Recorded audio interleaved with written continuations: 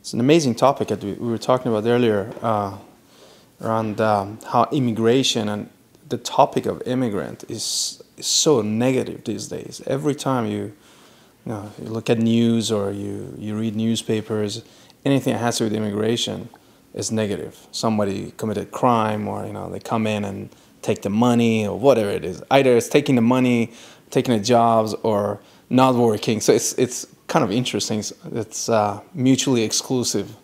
You come in taking a job, or you coming and don't work. Is there a different word you think we should use, or do you think it's just redefining that word?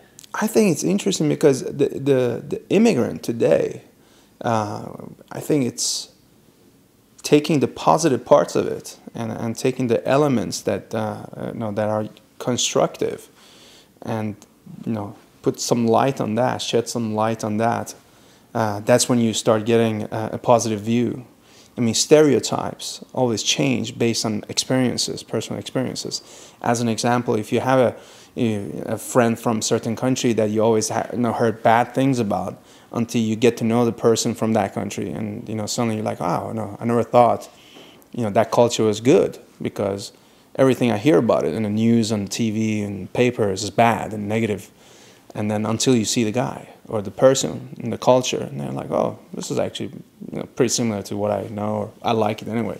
Right. So that kind of shedding the light on the positive part of the immigration and immigrants, and the mentality that comes with it, and the strength that you can draw from that. I think that would change the stereotype, and that would change the negative connotation of the word. And I think that should be the focus on a lot of times when people talk about it. And it's also up to people who are immigrants to promote that and bring that positive sense out. On that note, if you had to tell someone in 2 minutes how you're an immigrant, how would you describe your story, or what would you say to that? It's not as easy, obviously, because it depends on how people ask. It's interesting from just the tone of voice. I'm used to it. When people ask in a positive, they're interested. Where are you from? Then I'm happy to share my background. This is where I'm from. This is in a very short. Actually, I could do it probably in a minute. I was born in Iran, grew up in Sweden. Tough times, but we made it happen, and finally, I did what I did, whatever it was. But if somebody is asking in a negative way and say, where are you from? I mean, as if, all right, dude, I don't want to talk to you, because obviously I can see you're not from wherever I'm from. That is the native place. And that's I think, when people start hesitating, and they just don't want to get into the details, because they know anything they say will not convince the other person, because they have already a perception of you before they even talk to you. Now, I think the older I get personally, and I've now lived almost, I think, in 8 or 9 different countries, the older I get, and the more I'm used to be that immigrant person, and I don't have that sensitivity to it anymore. So if people ask, I'll talk about it, and I give them my background. And 90% of the time, it's positive. People's like, wow, people's perception change, because they didn't know about you, and they didn't know about your background, and sometimes how difficult it is to be an immigrant. How much you have to struggle, how much you have to, the amount of work that you have to do to be just on par with the rest of the society. The process of, trying to digest that insecurity, and that you have a chip on your shoulder a little bit, that doesn't exist in the native people in the country you are at most of the time. Okay. And where are you from, and how did you get here? Well, I was born in Iran. I was born in Tehran in the 70s, early 70s, and 1979 there was a revolution in Iran, and I was a child. I remember that actually vividly. It was a very interesting revolution, because the revolution itself was like from all parts of life, all different parties against the Shah, the king of Iran at the time. But I think anybody who participated in the revolution definitely is they're looking back and thinking that wasn't good, because they went from the pan to the grill essentially, and a year and a half after the revolution, the Islamic Party did a coup d'état, a coup, and I think pretty much executed either they executed or the opposition basically ran away and emigrated from the country. So a lot of people left, and I think over 5 or even up to 10 million Iranians left the country in the next 5 to 10 years, from 79 up to 80, 89. And my parents want to go to U.S. or Canada because that's where our family were, and we had some kind of a established footprint of friends and family out there. But somehow, by sheer accident, we ended up in Sweden, and that's where I grew up. I grew up in a little island called Arash, which is on the west coast of Sweden. 13,000 inhabitants. The place I lived was 5,000. So I came from a city of 20 million, all kind of different backgrounds and colors and religions, etc., to an island where I was the only kid in my school who was not blonde and blue-eyed. And to be honest, it has its good sides and bad sides, obviously, like any other place. And it was quite tough initially. I mean, I had a hard time just adjusting to that social and the culture initially. It's very different. The Persian culture is very group-oriented. It's very social. It's very open, funny enough. Swedish culture is very reserved, very quiet. It's not really welcoming in a sense. So, not necessarily, being an immigrant to start with, you're sensitive, and a culture that is not open makes it twice as difficult because you're not really accepted. So it took me many years until I got even like a few friends. People just didn't have any interest in talking to me to start with. But once I started doing martial arts, judo to start with, that changed a lot. Then you get friends from all over the place, and it was a door opener for me. It really, really helped me to grow as a person, and get confident, get friends, and the rest is just hard struggle after that. And how did you get from Iran to Sweden?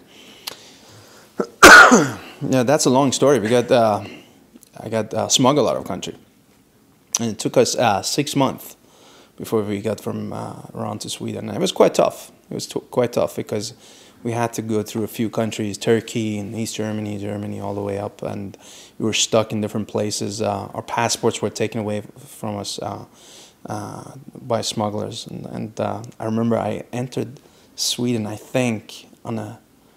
It was some of the European fake passport, whatever it was. I got to see a lot of stuff. I mean, I grew from being a kid, a 12, 13-year-old teenager to almost an adult, learning how to, just survive and then go through stuff like that.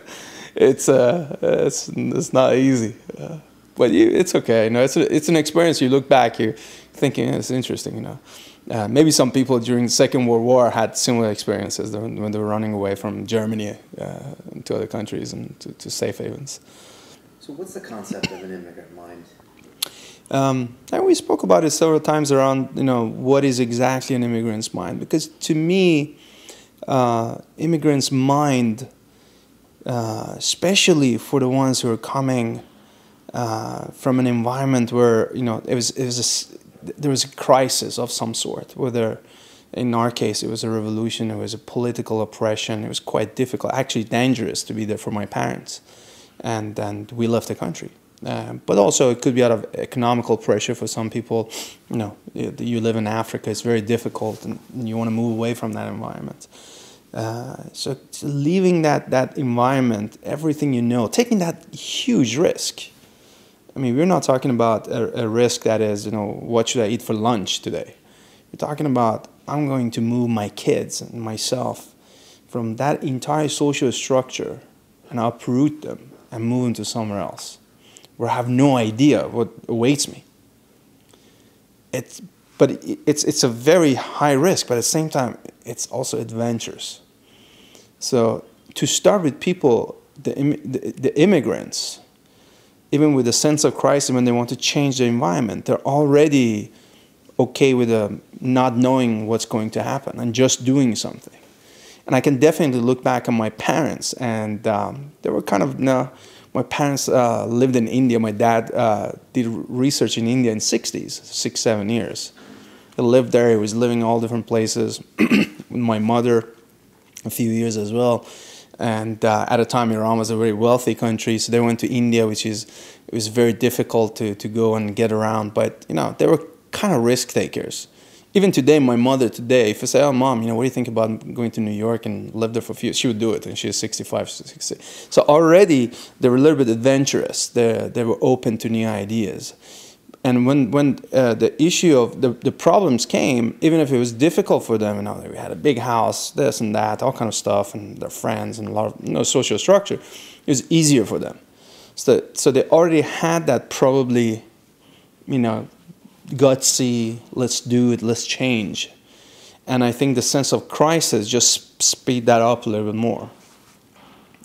So when we came out, already I was in a family where, let's do stuff, let's do things, and even if we don't know what the outcome will be, and we'll see what happens.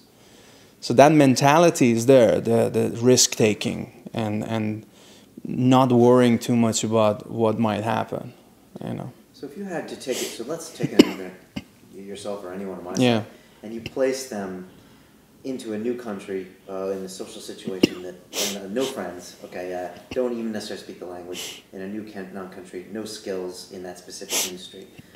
How do they wake up in the morning and see the world differently than a local doing the same job?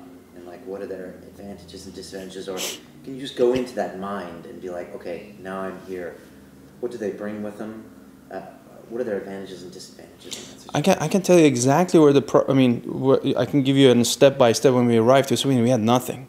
Literally, we had money to survive for a few months. And I sat with my mother, and I was only 12, 13, and she's like, what do you think we should do? I'm like, you've been a teacher. Maybe you should start looking at, some kind of a job or assistant job to a teacher, but you need to learn Swedish.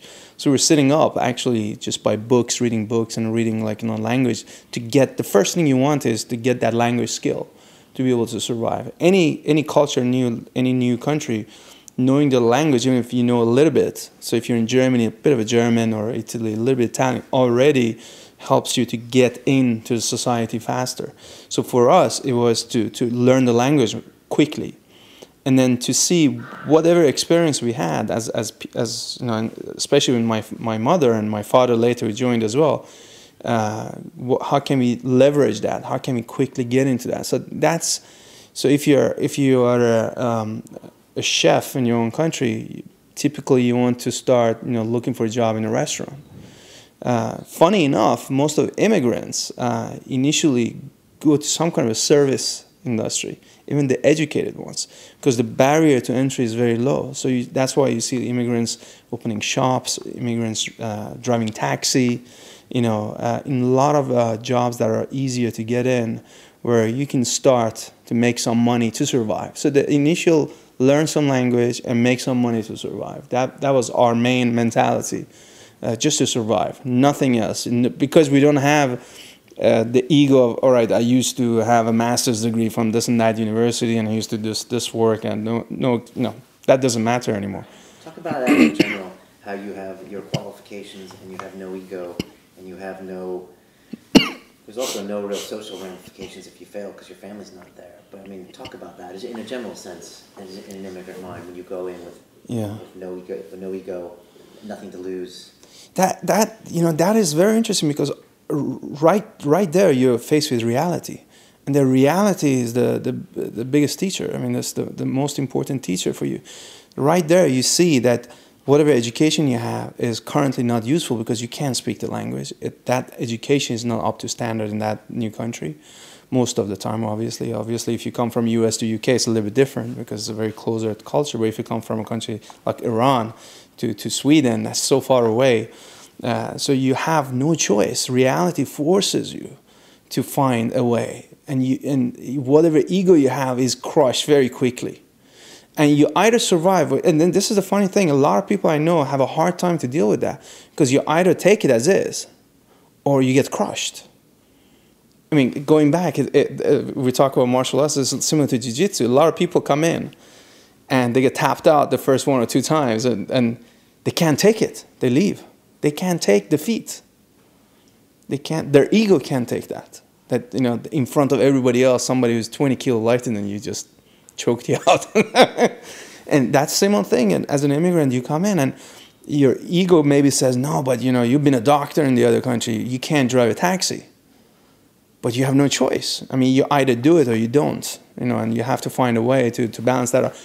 Obviously, that's for the first, I would say, first generation immigrants coming from, especially third world countries to the Western countries. Nowadays, you know, with the current the immigration, especially, also is skill-based immigration. You could be like yourself, a very well-educated person in Sweden, in U.S. or Germany, and you come to UK and you position yourself higher up. Obviously, that's easier because your education and your background is putting you in a position of strength. But for the first wave of immigration coming from, you know, third world countries, that ego is you either take it or you break. And as an immigrant, you don't have a chance to go home. So do you think, by definition, like you have to keep going to jiu-jitsu and keep getting tapped out 1,000 times until you there's no option to go home? So how does that change? How does that develop an immigrant's character differently because they can't go home? Yeah, I mean, especially in our case, we went to exile. I mean, we really thought, okay, we can't go back home anymore, and it's a sense of loss that you have because, you know, it's nostalgia everywhere. My parents were always like thinking back, but at the same time, it could be a positive thing because they have no choice. They have to set roots in a new place. So for them, it was all right. Let's adapt quickly into the new environment as fast as we can. Let's study more. Let's learn the language faster. Let's get whatever job that is closest to what we knew so we could use our skills in there. And funny enough, both my parents ended up becoming teachers in the new country later on, where my mother was an assistant teacher.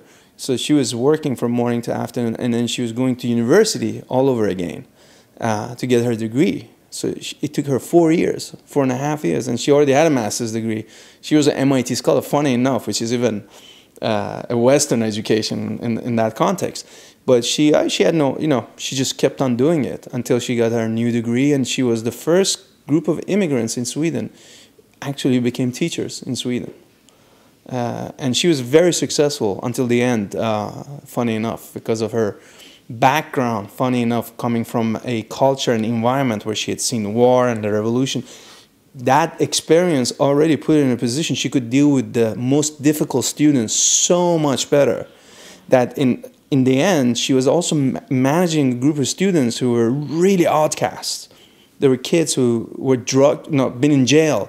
The only class they would go to was my mother's class in Sweden, because they felt my mother would respect them, even if they loved it. I mean, I went once and substituted for my mother, and there I could directly see, I said, there is no way any of these Swedish teachers would be able to deal with these kids. Whereas my mother had no problem. And these guys were big dudes. I mean, they're already, like, you know, 20 and they're still in high school. You know? That's crazy. And that's the positive part of it. Okay. If you look at some of your notes, yeah, if you can talk about a little bit less from a biographical standpoint and more of, like, when we were talking on that podcast, you were talking about, like, these general themes that you've picked up watching immigrants and seeing them around the world. And you could just talk about them, because I might cut to a couple times where obviously my questions won't be there. So if you have to just even start and just say, you know, if you said to the camera or said to me, like, when I think of an immigrant mind, I think of this, or definitely. I mean, immigrant mind, risk taker, much more hungry than the locals. You can take that away if you want to. And just telling me. So, I mean, what are the words you think of when it comes to immigrant mind? And say it back to me. Say, when I think of immigrant, I think of this. In my mind, immigrant's mind, my mind, is somebody who's a risk taker, more hunger than anyone else to prove themselves. Pretty much no ego or very little. I mean, they do anything to get things that they want to get it done and reach that position they want to. They're not afraid of change. So they could, you know, you can see immigrants trying out different things until they succeed. So they're not afraid of change. They have no social status to worry about. So they're fine in an unsecure environment. If it doesn't work out, they go to the next one.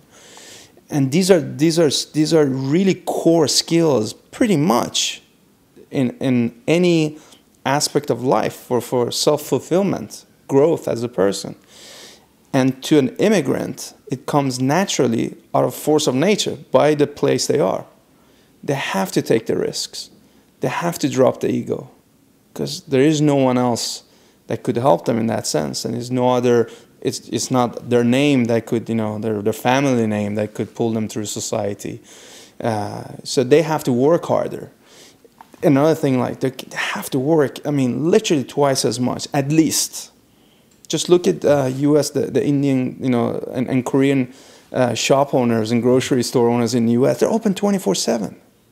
Amazing. Even today, any shop you see that's run 24/7, any part of the world, it's some group of immigrants. In Germany, it's the Turks. In Sweden, it's like any other immigrant community in there. Here, it's the subcontinent Asia, Bangladeshis, Pakistanis, Indian community. They're open until late. They work harder, and everybody pitching. That's another thing. I think they because of the fact that they don't have any group, they have their own community. So immigrants' mindset is, if I make it, I want to help the next guy in my position as well, the next immigrant to do better as well. So for instance, in Germany, all the Turks, as soon as they make a little bit of money, they lend it to each other so they can start shops.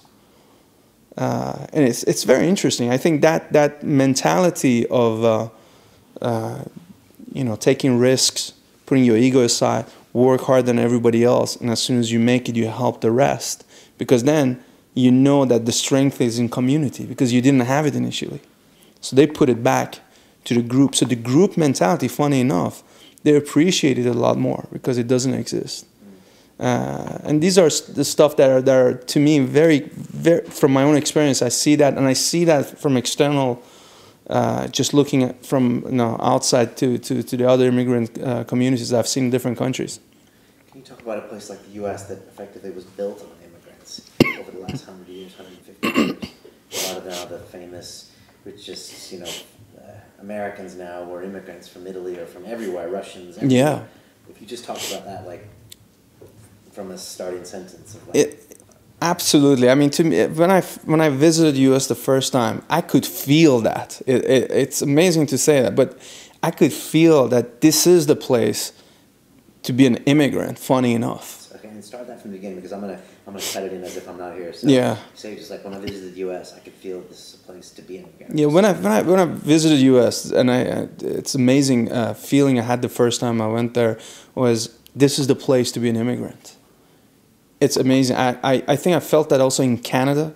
No other place other than U.S. and Canada felt like this is the place to be, especially U.S. when I went there, because you could see it's open. Nobody cared where I came from. Really, nobody cared. And anybody who cared was in a positive way most of the time. And I'm from Middle East originally. So I'm not, from some really cool place in a sense, for Americans at least. So, but I felt it. I felt the land. I don't know, the draw of the land. The country was open from that point of view. I don't feel that in any European country at all, except, funny enough, except London. London is an open place. You don't get stared at. People are always all from different places, anyways here. But in the U.S. especially, I saw that, and you can see the creed of that country and that culture is based on immigration, based on risk takers. The people who took the ship and the boats from England or wherever they were before, all the way and accidentally get there, and then everybody else who wants to run away from their own country, they had enough of it, they moved there.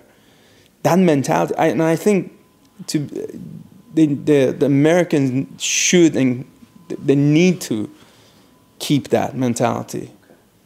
Talk about immigration, technology, and innovation. Yeah, that's that to me is the future.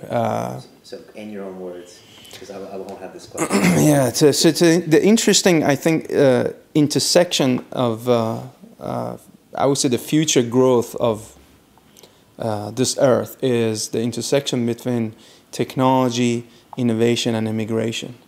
You can see it in action in Silicon Valley very clearly, where a lot of successful immigrants from different backgrounds, different countries, Russia, Iran, India, China, mixing up with local people from Americans locally there, and the mix of different mindsets, different backgrounds, different cultures, languages, create this friction, or whatever you want to call it, this energy buzz, and mix a little bit of a money in there, that there's a venture capital society, and you get amazing stuff. I mean, you get Intel, you get Google, you get Dropbox. I mean, so many companies whose founders are foreigners, from immigrants from different countries and different backgrounds, and they're making it out there, and they actually create stuff that are global, that makes sense to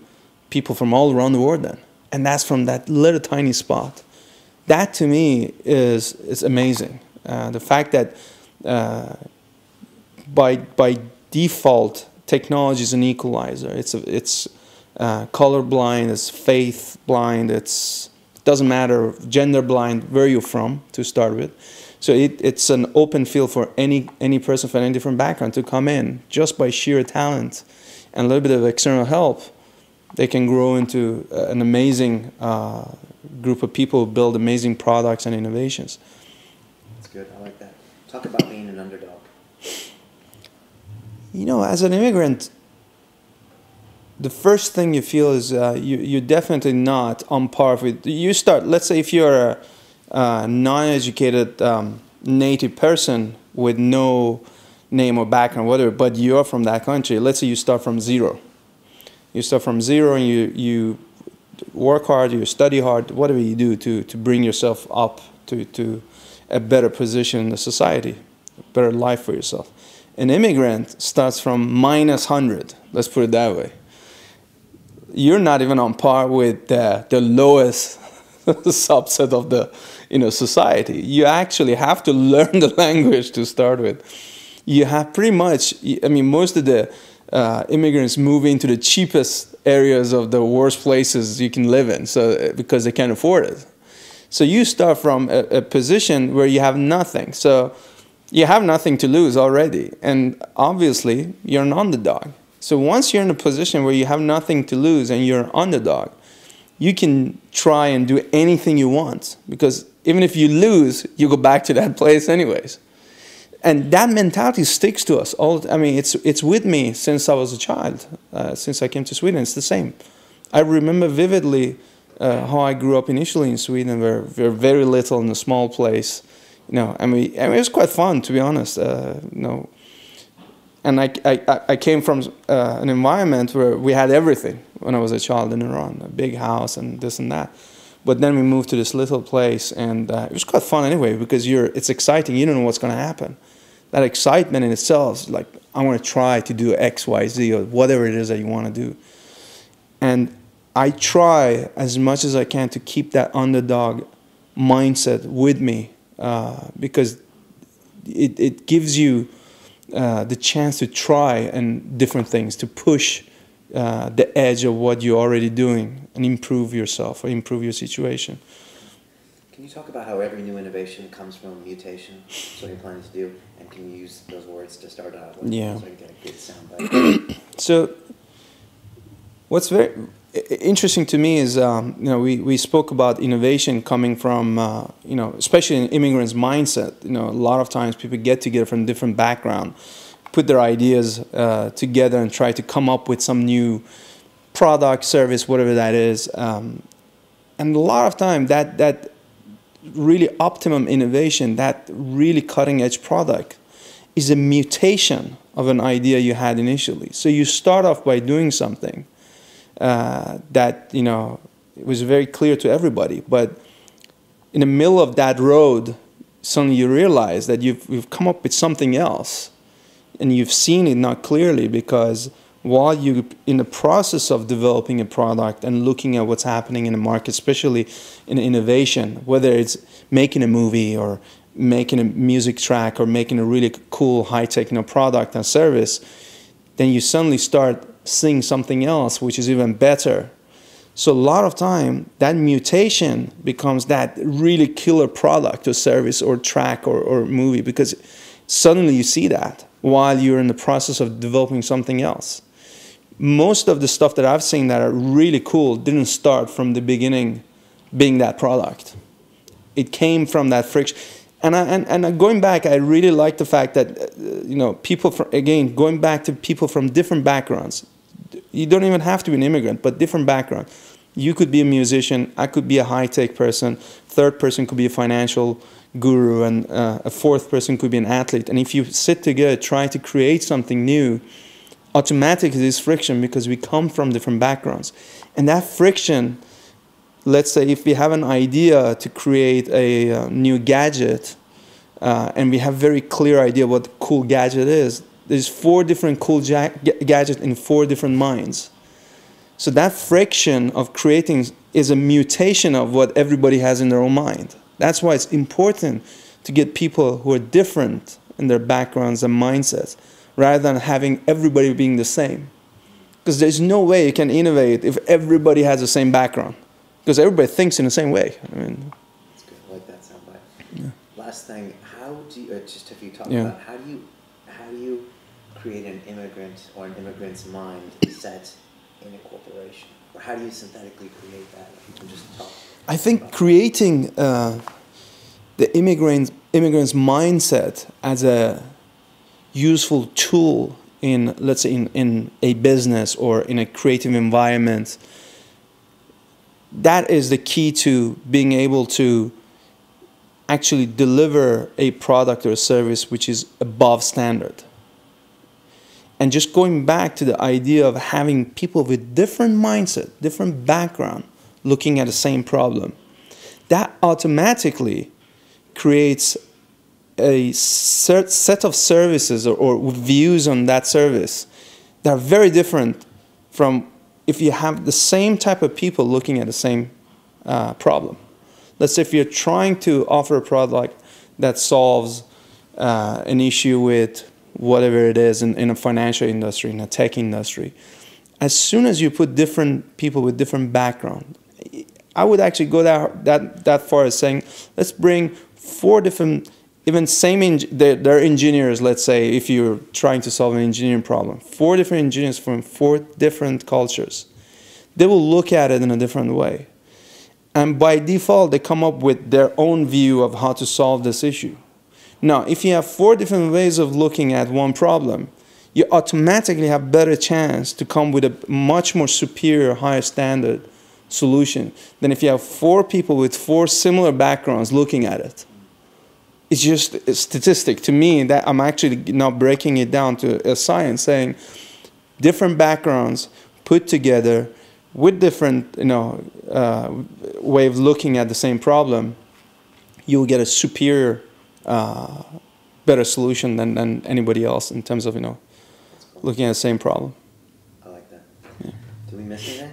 No, we had. We kept going a lot. It was good, I know. All right, let's switch places, and you talk to me. Sure. I'm just going to put in a few of the things that I Yeah. said there to have a little contrast. Yeah. Let's And go. I'll keep rolling.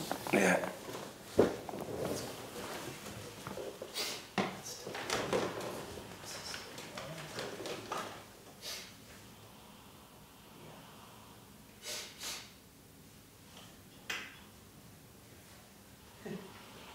30 minutes later. That's good. That gives you a lot of It's good. It's good. wiggle room to cut back. Yeah, it's good too because we can, who knows? We could use some of that in the future too. All right, I look a little more respectable here. I like that. Too. All right. Yeah, it is kind of pimping, huh? That's good. Okay. Yeah. Here, you. I know where to start. You know what? I just want to take a few notes for myself. Or. Just want to remember yours. Yeah. Here, because maybe you can ask me questions. Actually, Yeah. you know my stuff, so Yeah. if you just ask me questions and then I can. So if you're going back to how do you get a natural lazy human being to challenge themselves? Okay, yeah, that's good. Important. That's actually a pretty good question. God, what did I say there? I'm trying to remember. I was just talking about people are naturally lazy, right? Yeah. Yeah, and God, what the hell did I say after that? I was like, people are naturally lazy, and in order to...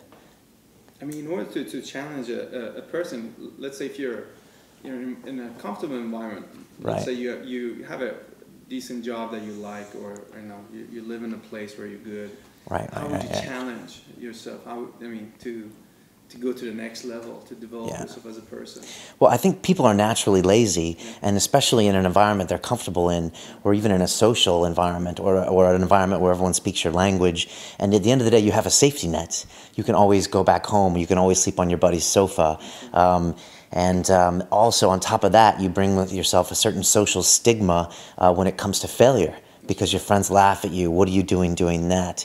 When you're an immigrant, you come to a new culture and you have no accountability. And in a way, it's beautifully anonymous.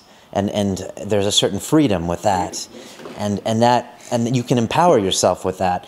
Yes, you can be defeated by that as well, but you can empower yourself into a way where I can try new things. I can make mistakes, and I won't be as accountable as I was. I can reinvent myself. I can try new things. So whereas one point you might be doing a job that was less of what you used to do in your home country. Maybe you were a doctor or a lawyer or a skilled artisan, and now you're driving a taxi. But at the same point, you can try new things. You can re-educate yourself. That's a good example. You could be in a certain industry in another country with and you would never change industries. And by immigrating, you're actually forced to re-educate yourself and to innovate yourself. And since there is no safety net, you have nothing to do but succeed. My family is a family of immigrants from the States, and both of my grandparents were farmers.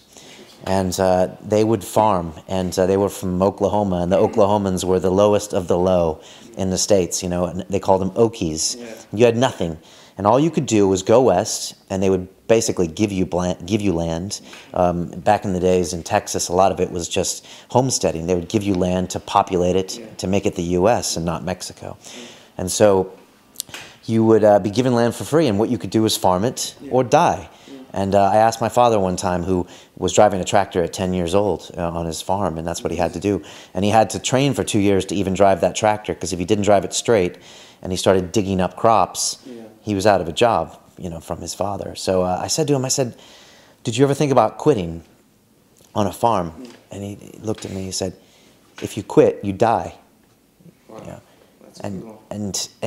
And that was it. You eat what you grow, and that is it. And there were no other options. There was no welfare state.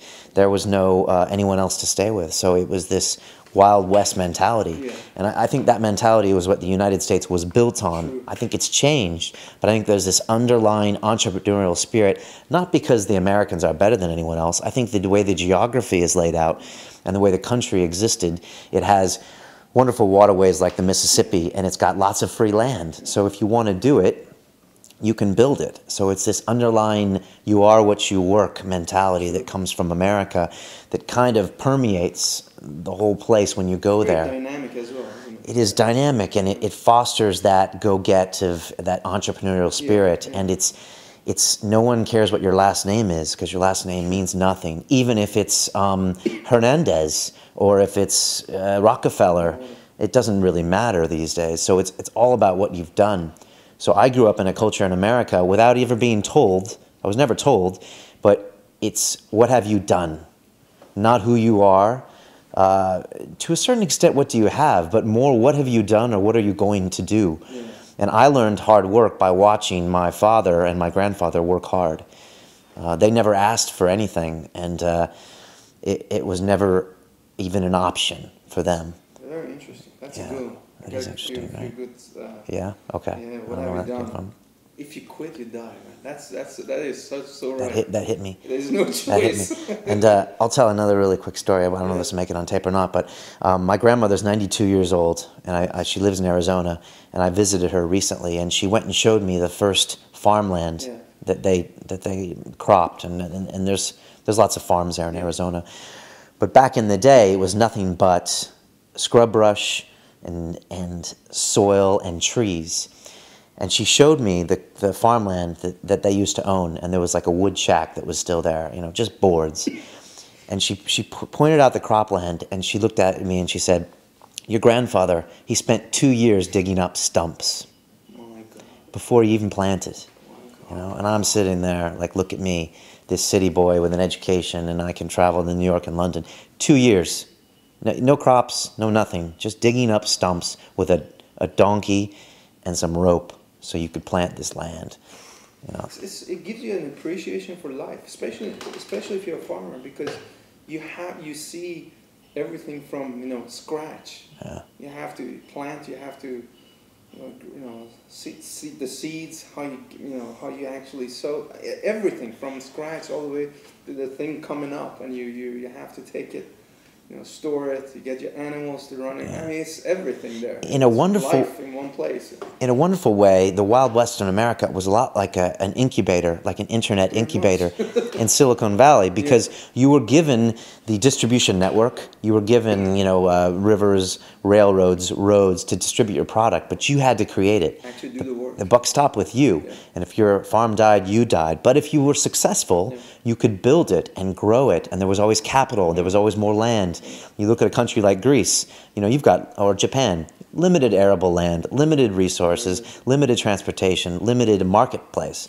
But with the U.S., you had all of those things. So all you had to do was create, in the old school way, a crop, or maybe later, a product. And now these days, it's an idea. And once you can do that, then it can be distributed, and you can be successful. The second thing that we spoke about, and I really like that, because I read an article in Economist last year about the elite immigrants. Okay. That are mobile, and they're willing to work. It's almost like special forces. They could work anywhere, and they have no problem adapting to new cultures. And as you mentioned here, as an immigrant, you felt that you could do the job better than the locals here when you came from the U.S. Yeah. Explain that a little more, because that to me is very interesting as well. That genre of new, overconfident, well-educated immigrants that are coming.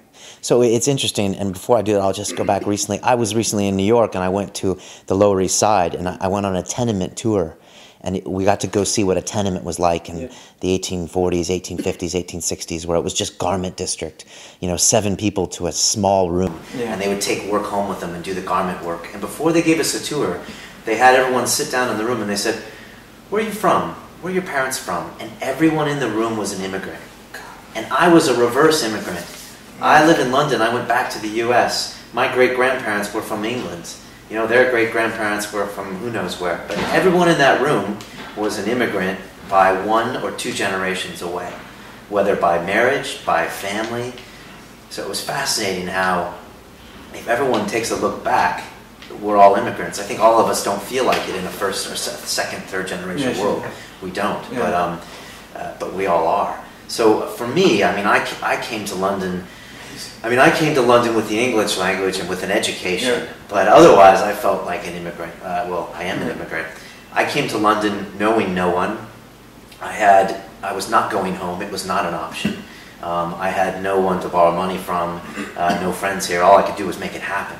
So I got here, and it was jarring, you know, culturally jarring. Less so for me, obviously, because I looked like the people. I spoke the language, but at the same point, I knew that it was like survive or go back home. And for me, going back home wasn't an option personally, or for a lot of reasons. But one thing as an immigrant, and I believe it wasn't just me, is that I looked around and I surveyed the status quo, and I thought, I can do this better than the locals. I can do this better than the people that perhaps have gotten complacent, or perhaps, you know, they're not innovating because they don't have to. And especially, I think, if you look at a place like Germany, or France, or maybe Sweden, or the UK, or any culture, where there isn't that day-to-day innovation, I think an immigrant or an immigrant mind can come in and say, I'm going to work harder, and I can innovate more, and I can figure out a way how to do this better, and I can make my immigrant status work for me. I like that. And my uniqueness worked for me to a certain extent. The fact that you actually could see that the locals were complacent, that maybe were less afraid, they didn't care, it was just a moneymaker for them, whereas you came with a different view.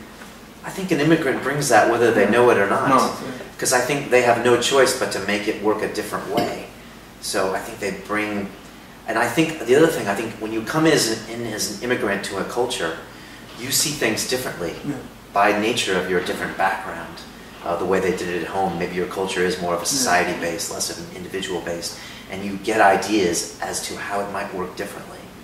And I think that's what you see. Yeah. So let's say, especially today in a global business, I mean today anything you do has your market is globally. There are many different countries, you know, whether it's China, US. If you're a CEO of the company, I mean this is a very interesting question you asked the other day as well, and I've been thinking about it. How would you cultivate that immigrant mindset? Would you start looking at the way you're bringing talent up, that they are already like global in their mindset and their view of what they're doing? Would you hire people from different cultures and backgrounds to actually instill that? How would you think about that? If you, let's say, if you're running, I mean, and it doesn't matter which industry, in my opinion, today. I think about how to cultivate an immigrant mindset from a corporate standpoint. The first thing I think that comes to mind is to flatten your whole workforce, and then this way, I think of ways of waking up in the morning and you walk into the office and you don't have your previous accomplishments, you don't have your degree, you don't have any status in the company.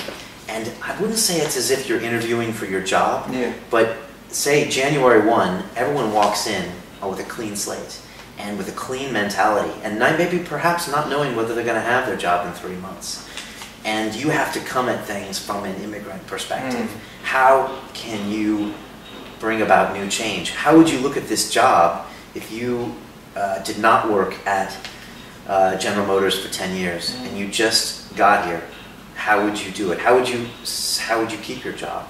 The other thing I thought about is, what if as a CEO you decided to take your top 10 managers and switch their jobs? How about randomly? You put them all in a hat and you assign the head of manufacturing to the head of research and development, and you assign the head of research and development to the head of design. Yeah, there could be a lot of blowback and downside from that. But if you think about it, if you took the head of manufacturing, who for 20 years of his life has done that, and moved him to the head of design or research and development, it is in a way, it's almost an immigrant shift. True. So you're insecure, you don't know what's going to happen. You're insecure. By definition, you probably don't know if you'll have that job in a year. You're probably going to bring a lot of interesting things to the design process. You might bring a manufacturing eye to the design process. These are just ideas. So intentional, like rotation of people, especially in a higher up. Yes, maybe not, and something maybe that people don't know is coming. The other way I think you would impart that is to just hire people from different cultures, different nationalities, and different backgrounds. I think that brings in new people. And if I had to sit everyone down in a room and just have them brainstorm and just really try to shut them down and put them in different perspectives of, okay, now you're coming in with an immigrant mindset. You have no ego. You have no support structure. You have no choice but to succeed in some way. You might not get it the first time, or the 10th time, or the 100th time, but you've got to find a way to succeed here. Would you say that gives you, if you, especially in a work environment, if you have job rotation, because of the nature of every job being different, and you learn a new skill, that you automatically become a better leader? Could it be that because every time you have to reset yourself? Be well-rounded, you mean rounded? Well-rounded and more of a leader type. Interesting. Well, I think I think one way to get into an immigrant's mind is to look at the non-immigrant mind. True. So if we look at the non-immigrant mind, they are in the same culture, perhaps the same city, speaking the same language, with a similar day-to-day structure, and another thing, not being challenged necessarily by new ideas, or not being challenged to where it's a do or die point of view. So if you live in this for 10 or 20 years, and you could probably say look at people's jobs like this, you know, Yeah. the VP of marketing or the head of manufacturing, or what about the auto worker who works in the blast furnace, and that's what he's been doing for 20 years, that's all he knows. So if you look at that mentality and how that mind gets to where the brain hasn't been stimulated by new ideas or introduced with new perspectives, and you see that kind of stagnation, how can that person add much to the corporate culture?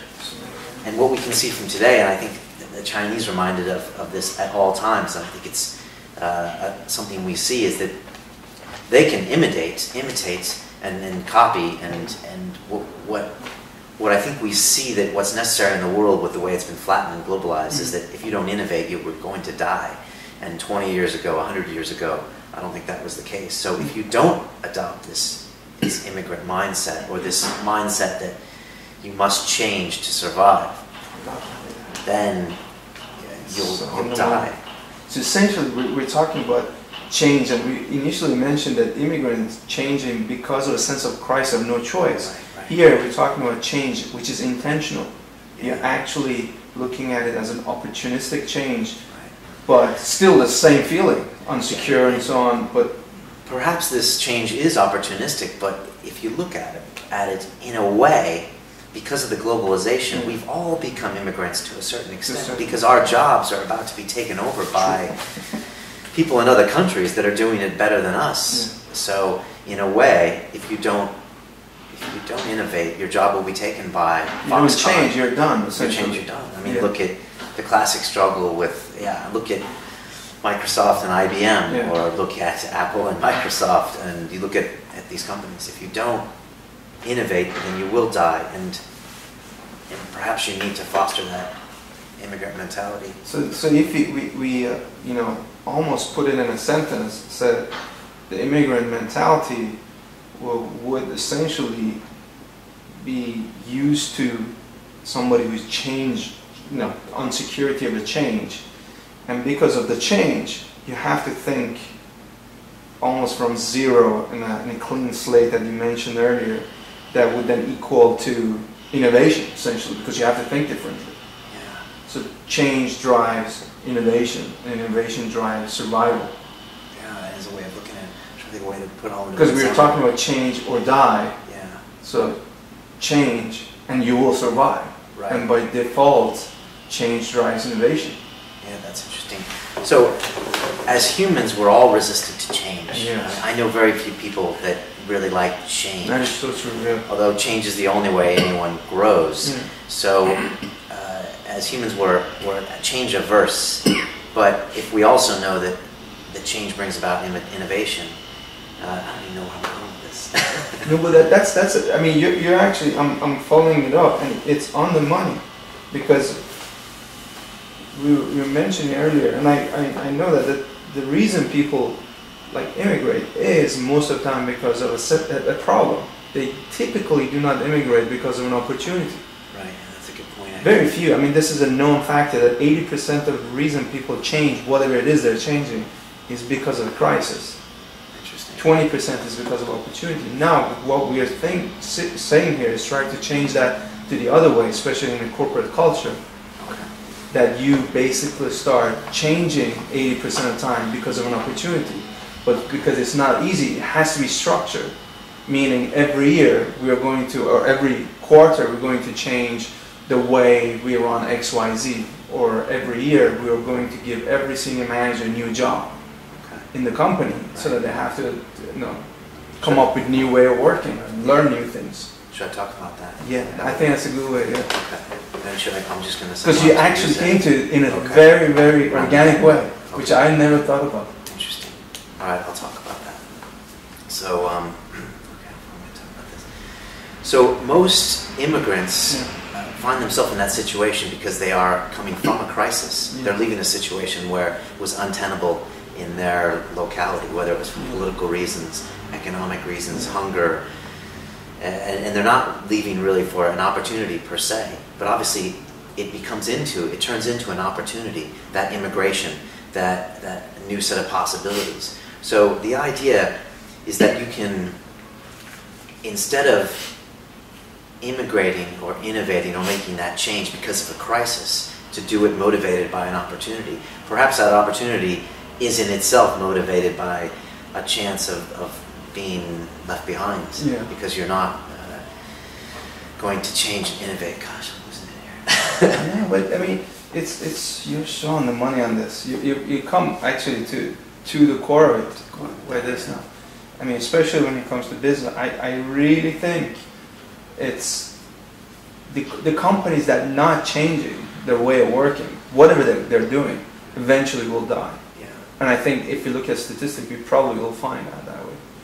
And the companies who are adapting and changing their way of doing things, and maybe even their products, even if it's uneasy, those are the guys who are flexible enough to actually survive. But it's so hard with the corporate culture, especially a successful corporate culture, to promote change or even to promote innovation more than just lip service. Yeah. Because to actually get a culture to look in on itself and make those difficult changes is such a hard thing to sell for anyone who's been there for any number of years or had any number of success. Yeah. So to actually go in and try to promote that immigrant mindset is something that's so important. And in this entrepreneurial, globalized way, if you don't do it, that startup is going to do it, and they're going to eat your lunch for you. Yeah, I personally, I mean, if you look at the only academic book I still like and own is The Innovator's Dilemma by Clayton Christensen, the Harvard professor. It's an old book, and it's still good. Okay. Essentially what he's saying is if you don't innovate, there's always a smaller, faster, more hungrier entity, whether it's a person or a company, that will come from behind or from below and gut you up, because their product and service is so much more innovative than you. Which is an immigrant. And that's it. And there's no way you can compete with that as a big, old, complacent organization. Wow. Do you want to talk about that? No, you can talk about it. It's fun. Talk about it better. No, go ahead. I think you just embodied it right there. No, but that's the key. I think with and you can. I have the only book I own. I give it to you. You can read, and that's statistically proven. You know, statistically, pretty much you can see there's not a single. I think out of the he had a statistic. 1930s, the companies are top 100 U.S. companies. How many of them are alive today? I think like 2 or 1 or something like that. The big ones who nobody thought they were going to die have died. Right. Crazy. Do you want me to talk about Yeah, go ahead. Is there anything else that I have there? Otherwise, I think you should talk about that.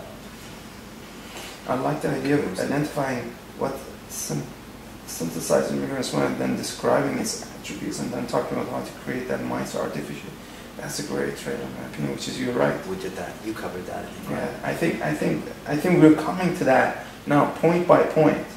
It's about re-education. It's about, funny enough, I think if you're talking about corporates, once you set this cultural values that everybody, we have to change and innovate, keep on doing new things. And anybody who doesn't like it, doesn't like the excitement of being in an environment where you're not always sure what's going to happen, they have to leave. Right. Automatically, you will attract to your organization people who are like that. Right. And they could be from different backgrounds. You can talk about stuff. Just jump in. Yeah. We'll do 4 more minutes. Yeah. So do those 2 things. Mention the innovator's dilemma. Yeah. And yeah, that's good. And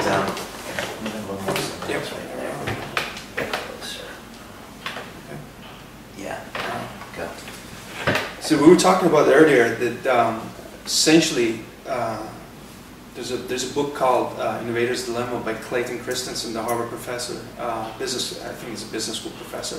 That's the only book I still own today, or my academic books. And it is so true. What he's saying is, if you don't innovate, if you don't change, there's always a smaller entity who's hungrier than you, faster, more flexible, more innovative, that will come from below and gut you open and take over your place. And there's no way anybody can really compete with that. It's faster, smaller, more flexible, innovative, hungry.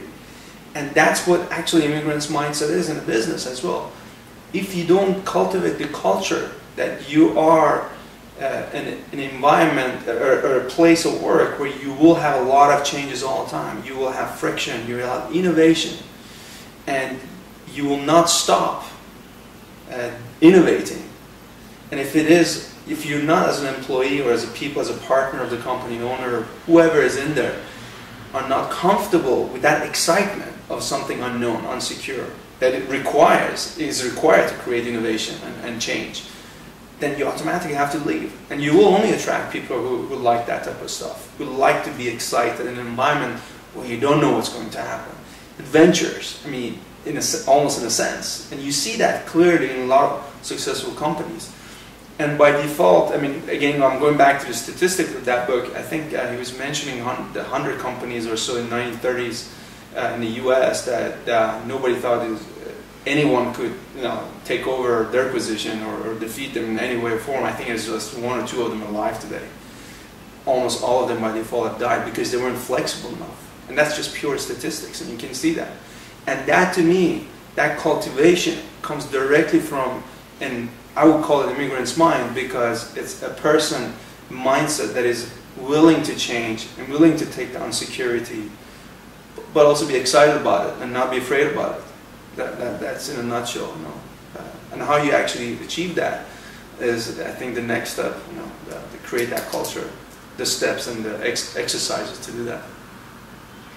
Perfect. That was good. That was good. We got some good stuff there. Yeah, I think we got the entire thing. This one was really good, right? I really liked it. I think wow. That was good. I'm getting excited. Cool. Yeah, so. Yeah. So we were talking about Innovator's Dilemma, right? Yeah, we're talking about Clayton Christensen, who wrote the book Innovator's Dilemma, and he's actually, that's the only book I still own. Funny enough, all my academic books are down and I throw them away. But that, I mean, pretty much 90% of that book is still right today, and it's an older book. He's talking about how small, nimble, innovative, small, basically new coming companies with a lot of hunger will come from below and gut the bigger company and take their place.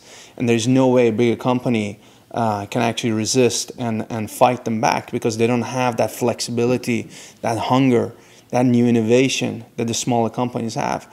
And if you don't innovate, you die. And he has actually a statistic about, I think in 1930s or so, the Fortune 500, the top 50 or 100 companies or so, and pretty much all of them are dead today, less than 60, 70 years. And that just shows you that if you don't change, if you don't innovate specifically to start with, I mean innovation, you can't really compete against the newcomers. And by innovation, by default, is changing and friction and anything we spoke earlier about, the fact that you have to create an environment, there's a lot of friction, new ideas, new ways of looking at it, and risk-taking, and then allowing mutations, the ideas to mutate to something which is a potential product, service, or new thing that is competitive enough to compete against what's in the market, or even win and be superior to that. And that, to me, is almost saying this is immigrant's mind when it comes to business culture. Very important to create that environment so that I would say an immigrant's mind is almost like a change agent. And that change agent is a catalyst to create an environment for innovation, faster and more, promoting risk-taking, promoting new ways of thinking, and not being still, standing still. That, to me, to create that environment is very important, and that's what I would look at it from an immigrant's mind view, and try to make that a constructive way of using that terminology. That's even better, with the catalyst stuff. Yeah. That's good. Did you get everything? Yeah, I thought about that. I wrote it there because I'm thinking that's what it is. Yeah. What you said. Yes. Catalyst in the mind. Yeah. Because this is all going to be like sound bites, and we might have images over it. So the clear you are with that. That's good. That's good. I really believe though that just to be able to innovate, you need that environment. You need an environment where nobody comes and yells at you if you try new things. Fair enough, you can even say, 80% keep on doing what you're doing, 20% go and do something totally new, revolutionary, even if it doesn't work. And put a bunch of people with complete different backgrounds in one place and let them go at each other. But with a structure, there's a process as well to capture all these new ideas and creativity and put them up in a way, say, all right, now we put them up. We created the 5 different ways of looking at this problem. Now, everybody can vote on it if you want to and look at it and create a business case around it and then decide to roll it out. And I really believe in that. And I really think using distinct, different background and thought process, almost saying, you know what, an immigrant from that culture specifically, together with this person from the other culture, even if they're totally different, 180. The Swedish person versus the Korean person might be very different, but put them together, let them think, let them come up with something, even if they're not agreeing initially. That is a catalyst. That really drives the change and innovation. And you mentioned that earlier, and it's very clear. No, if you don't innovate, you die. It's that simple. Because somebody else is thinking about innovating a new product. Somebody who is maybe a 3-man company, they work 24/7, and they're hungry to get it done and do it. And there's no way you can compete against that. The sheer force of innovation, especially today where you have open source software, especially in technology. You can get all your products and devices and software done pretty much with a couple of $1,000. How do you compete against that? As a big company, how do you compete against it? You really have to think. And I think even bigger companies, if look at Sony today, unfortunately, they've had a hard time, and that really great brand, if they don't really change the way they're working, really challenging themselves, they're having a hard time fighting against everybody else in the market. Apple has taken everybody's lunch. When listening to you, it's almost like the necessity morphs into an opportunity, which almost morphs back into a necessity. It's really weird, because you talk about, the immigrant point, they come and they don't have any choice but to work 24/7 and do these things. You talk about these startups that work 24/7 for the opportunity, but it's almost like they're almost similar. It's a circle, though. It's a circle. I would say it's like a yin and yang. Every dark area has a bright spot in it. So every crisis comes with an opportunity. Whenever there's a problem somewhere, there's an opportunity, because there's a disruption in that normal state. That's important to see as well. This, human being in our own very existence is always conflicting opinions and different ways of being. So they coexist. So opportunity and crisis are not necessarily mutually exclusive. They coexist. But it's a driver, obviously, as an immigrant, coming from an environment where it's really crisis. You almost create a crisis by immigrating, don't you? Well, as well as, the crisis might be the driving factor. That, okay, if I don't leave, I'm going to get killed here for whatever reason, or I'll die of hunger, or whatever. Once you leave, you're leaving for an opportunity, obviously. So once you're in the new environment, you appreciate it more because you've seen the crisis. So you are willing to work even harder. That's why you learn more from your losses than your wins. So once you've lost in something, whatever it is, in sport and in business, you learn from losses more than from your wins. Your wins, you forget them. Now it's just the nature. And so they coexist. But to create a driving force from an opportunity is obviously more difficult than drive from crisis. Crisis, you're forced to do it. And by immigrating, by physically moving yourself from one place to another place, you're not moving into a comfortable environment. You're almost creating a crisis. As well. Yeah, you're in definitely discomfort. Right. So the immigration process itself is creating an uncomfortable situation. It is. And so by that, you must evolve. Yeah, but there's a old, actually in Persian we have an old proverb that says, whenever you don't feel good, you have a problem, change your environment. It's very, and it's old, and it's very true. Just change your environment. And automatically, by being in a new environment, your mind will work differently. You're thinking differently. If you start to say that one more time, if you say, we have an old proverb. Yeah, we have a old proverb in the Persian language and culture. Say, whenever you're in trouble, you have problems, just change your environment, go from one place to another. That reinforces, different way of thinking. Just that small thing.